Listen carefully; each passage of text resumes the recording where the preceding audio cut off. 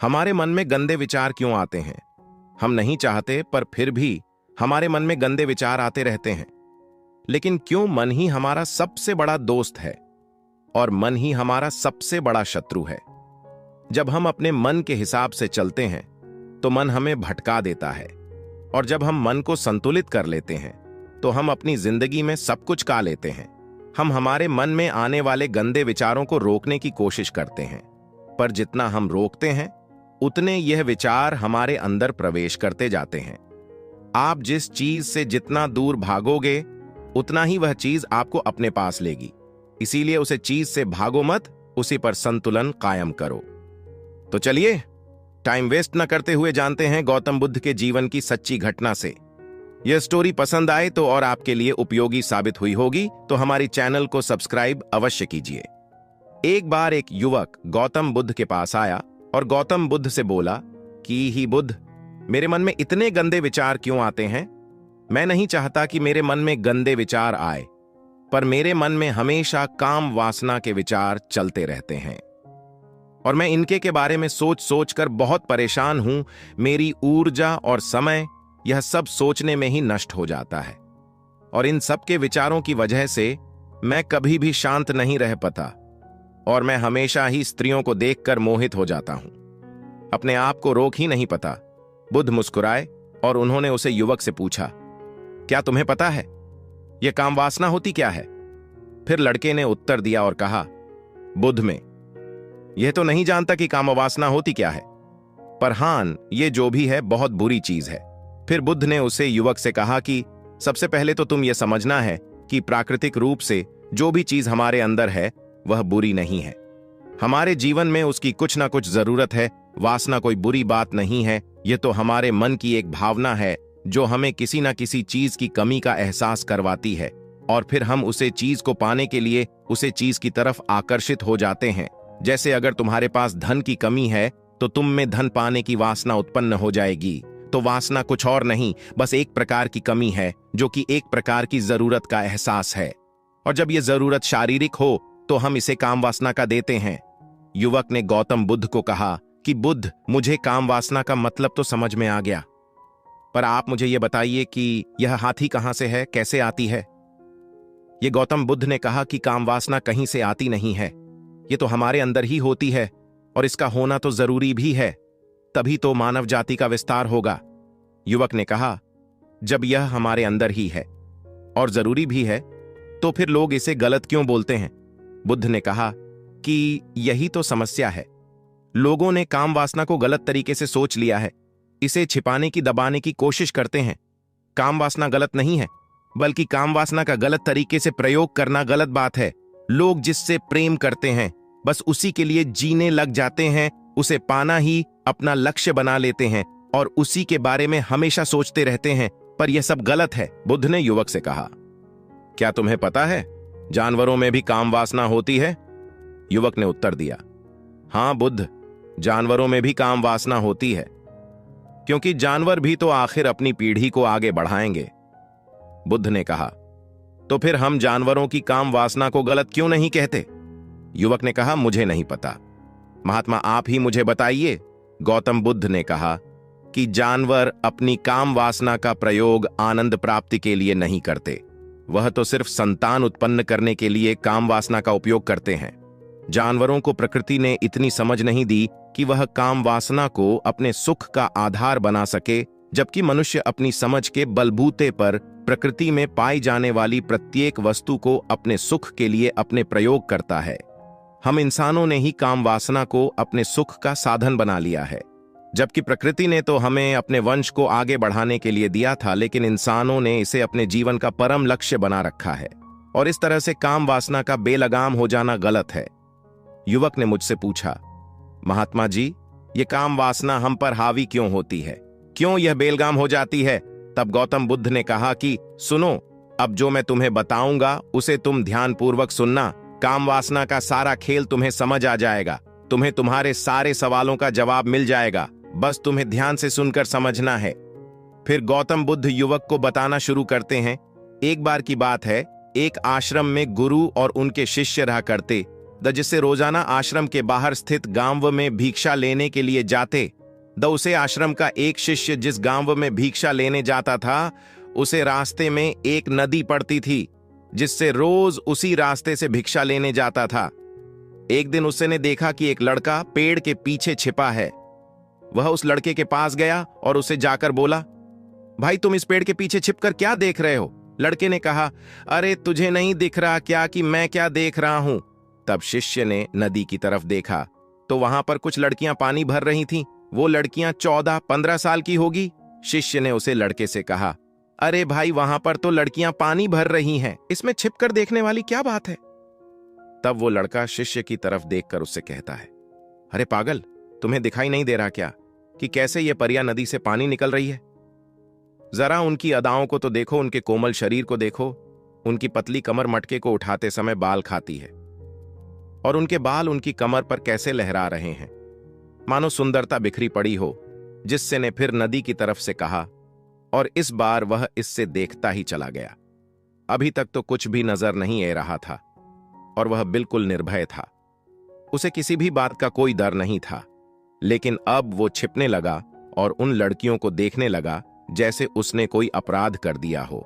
और जब वो छिपकर उन लड़कियों को देख रहा था, तभी वो अचानक अंदर से कौप गया और उसने कहा कि ये मैं क्या कर रहा हूं?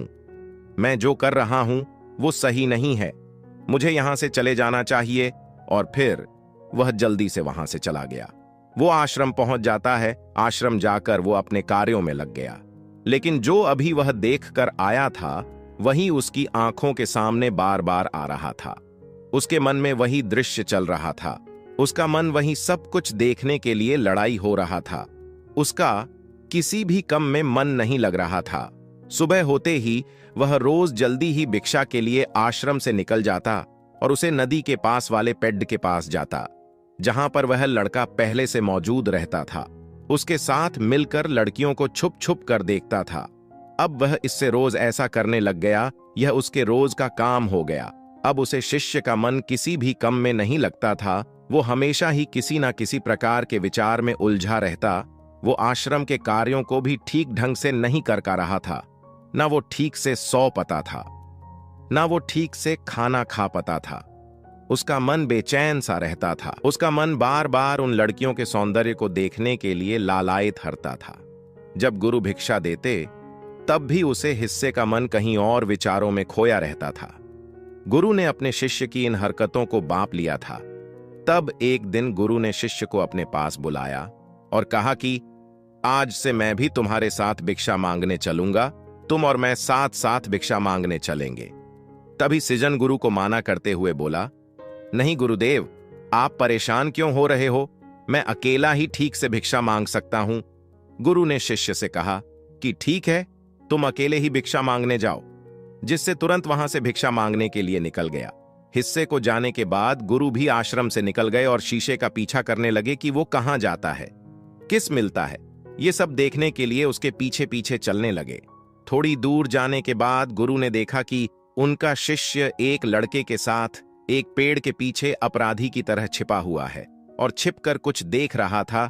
गुरु भी अपने शिष्य के पीछे जाकर खड़े हो गए कि आखिर उनका शिष्य क्या देख रहा है, जिसे देखने के लिए वो पेड़ के पीछे अपराधियों की तरह छिपा पड़ा है। गुरु ने देखा कि उनका शिष्य पेड़ के पीछे छुपकर लड़कियों को देख रहा था, जो कि नदी से पानी भर रही थी। तभी गुरु ने शिष्य को कहा कि तुम क्या देख रहे हो? अपने गुरु की आवाज सुनकर वह इससे घबरा गया और उसके पसीने छूटने लगे। वह थर थर कांपने लगा, जैसे किसी चोर को चोरी करते समय रेंज हाथों पकड़ लिया हो। उसी से की हालत खराब हो गई। वो कुछ भी नहीं बोल का रहा था।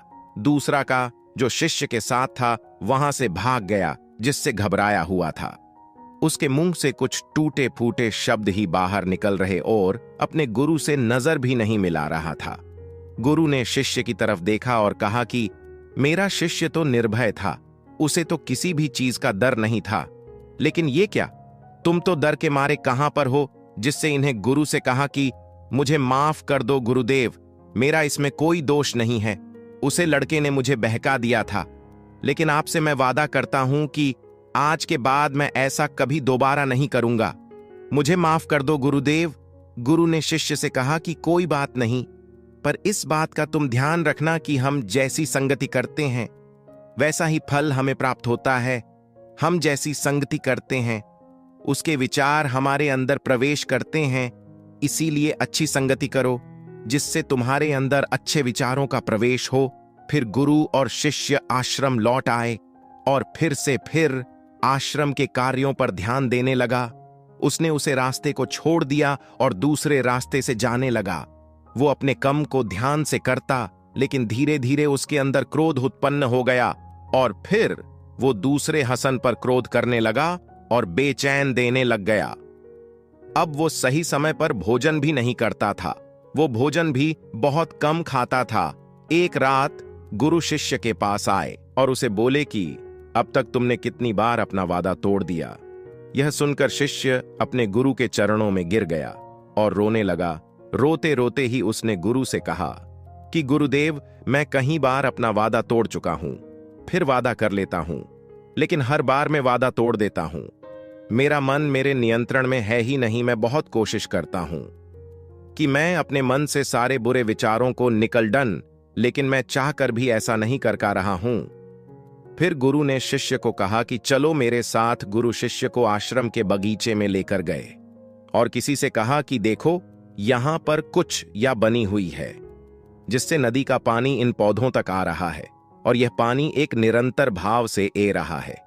क्या तुम इस पानी के बहाव को रोक सकते हो? शिष्य ने कहा कि हां गुरुदेव, मैं इस बहाव को रोक सकता हूं। फिर शिष्य ने मिट्टी उठाकर उसे नाली में दल दी।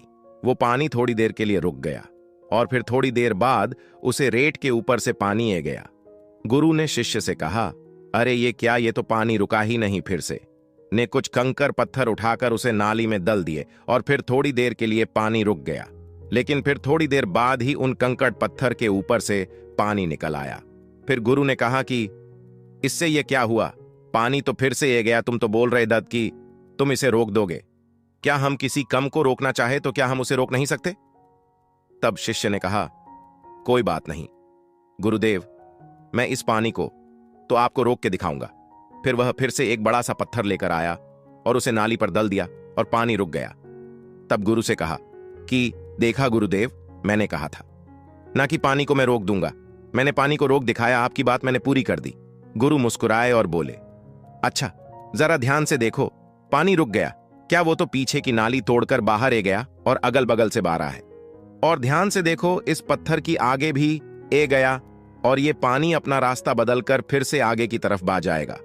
और फिर थोड़ी देर बाद ऐसा ही हुआ। फिर गुरु ने शिष्य को समझाया कि तुम्हारे साथ भी तो ऐसा ही चल रहा है। तुम बार बार प्रयास कर रहे हो, बड़े से बड़ा प्रयास कर रहे हो, पर हर बार तुम्हारा प्रयास टूट रहा है और यह हमेशा टूटता ही रहेगा। तुम कितना भी बड़ा पत्थर रख लो, लेकिन पानी तो अपना रास्ता बना ही लेगा। यह सब देखकर गुरु से कहा कि ही गुरुदेव, क्या कोई तरीका नहीं है जिससे मैं गंदे विचारों से बाहर निकल सकूं और यह मेरे मन में आई नहीं। गुरु शिष्य को एक नदी के पास ले गए जहां से उसे बगीचे में पानी नहीं आ रहा था।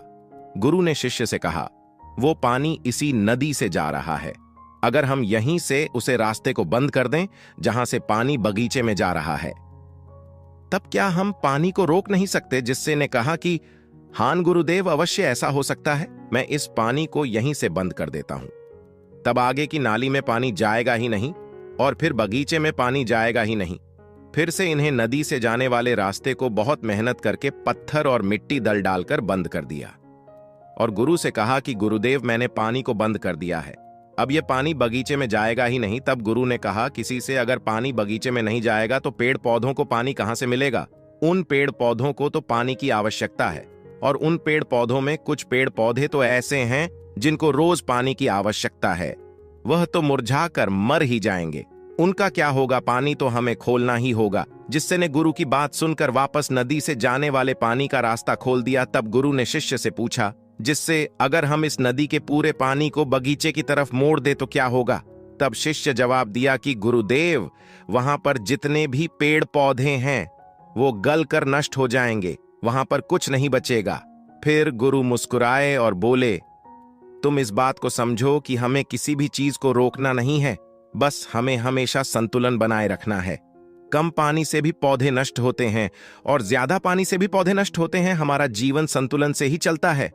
गुरु ने शिष्य से कहा कि अगर मैं तुम्हें कुछ कहूं कि तुम आम के बारे में मत सोचो तो तुम्हारे मन में सबसे पहले किसका चित्र आएगा? शीशे ने कहा कि गुरुदेव, मेरे मन में तो पहला चित्र आम का ही आएगा। गुरु ने कहा कि जब हम गंदे विचारों को जबरदस्ती रोकने का प्रयास करते हैं तो वह और मजबूती के साथ हमारे अंदर प्रवेश करते हैं, हमारे अंदर उठाते हैं। इसीलिए हमें उन्हें कभी भी दबाने की कोशिश नहीं करनी चाहिए। फिर गुरु ने शिष्य को जाते हुए कहा कि हमारे गंदे विचार बुरे लोगों की संगति करने की वजह से भी आते हैं। कई बार क्या होता है कि कामुकता हमारे अंदर होती नहीं है, लेकिन कुछ अश्लील लोगों के साथ रहने की वजह से ये हमारे अंदर हावी हो जाती है। फिर शिष्य ने कहा कि गुरुदेव, आप सही कह रहे हैं, मैं अपने मार्ग से भटक गया था। फिर वो शिष्य उसे रात बहुत ही चैन की नींद सोया, सुबह अपने कार्यों को पूरे मन से किया और फिर सुबह वो विजय से कि उसे कुछ खोया हुआ वापस मिल गया हो। वह वापस अपने रास्ते से जाने लगा। तभी पीछे से वह लड़का ए गया जो पेड़ के पीछे छुपा हुआ था। वह शिष्य के पास आया और बोला कि क्या बात है, आज तो तुमने नजदीक से दर्शन कर लिए, तुम तो मुझसे भी आगे निकले। तब शिष्य ने कहा कि हम हमेशा दूसरे के दर्शन करने में ही व्यस्त रहते हैं, अपने दर्शन कर ही नहीं पाते। तुम कब तक इस पेड़ के पीछे छुपाते रहोगे? किसी को पसंद कर लो, उससे बोल दो। अगर वो भी तुम्हें पसंद करती है तो शादी कर लो, और उससे पहले तुम कुछ बन जाओ, अपने आप को पहचान लो। ऐसे अपना समय बर्बाद मत करो। फिर वह लड़का रोज उससे मिलने लगा और उसे लड़के ने नदी पर जाना छोड़ दिया। और फिर वो लड़का अपने जीवन में कुछ बनने के लिए संघर्ष करने लगा। तो तुमने देखा संगति का असर क्या होता है। अपनी संगति बदलो, अपने विचार बदलो।